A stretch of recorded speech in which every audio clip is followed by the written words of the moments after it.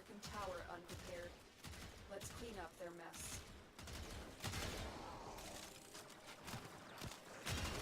Hello and welcome back. Now this is a bit of a hot topic at the moment. Tiberon or Tiberon Prime. Don't know how people actually pronounce it. I pronounce it Tiberon. So, Tiberon Prime. It's a major thing at the moment. It has 3 separate fire modes. Semi, which is more crit based, although it does still have quite a bit of status.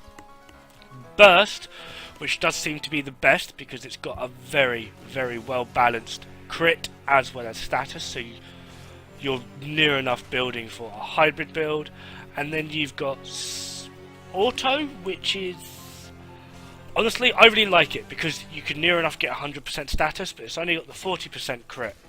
So it all depends on how you want to work it. I very rarely use semi. I'm always using auto to either whittle down the armor or get some effects in on the heavier targets, and I swap to burst to finish them off.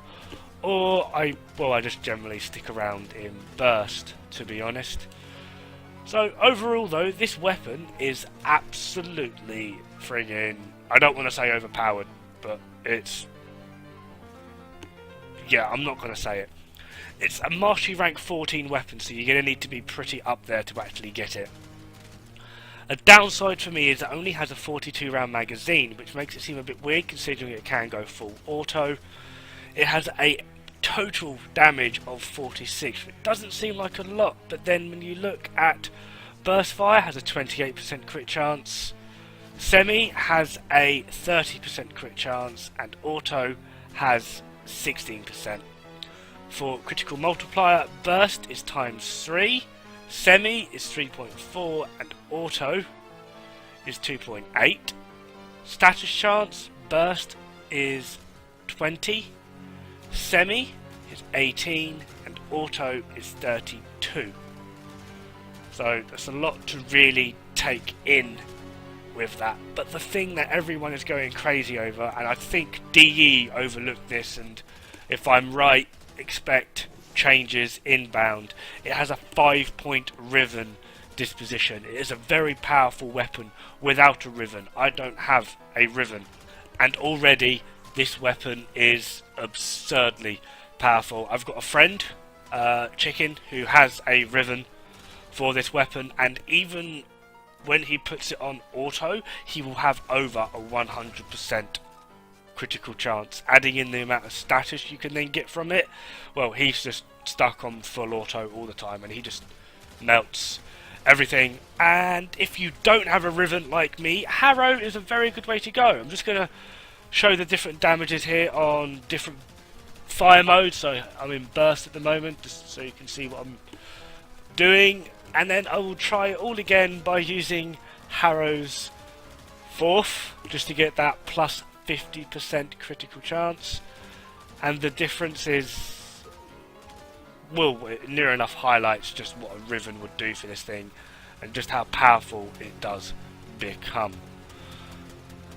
So overall, really as well, this weapon does actually highlight the major differences between crit and status, particularly at this level. Below level 100 and below, you won't really see much of a difference, but once you get to about level 155-ish, which is what I'm here with your corrupted heavy gunners, you will see a major difference between crit and status, and you can guess what one is actually the better, considering at the moment this is, well, I was using semi and it really wasn't going anywhere. So if I swap out now to auto, which is what I'm on, and it's just Chew Central.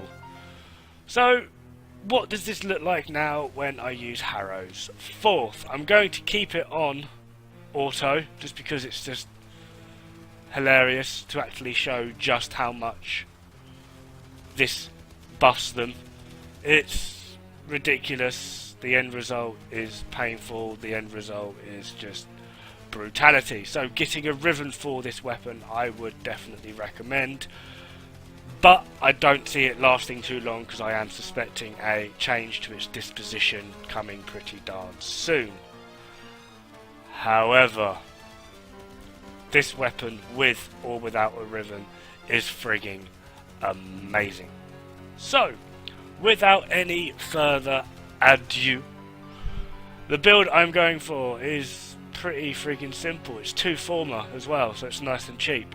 Split chamber, point strike, vital sense, vigilante armaments, hunting munitions, high voltage, malignant force, and serration. There's nothing too complicated in there.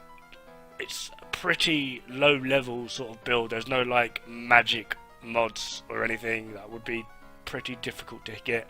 I think the hardest one to get out of all of that is high voltage, but to be honest, it's still pretty obtainable or pretty cheap from buying with plat in the market. Anyway, that is me. Thank you very much, and I'll see you pretty darn soon. Ta-ra!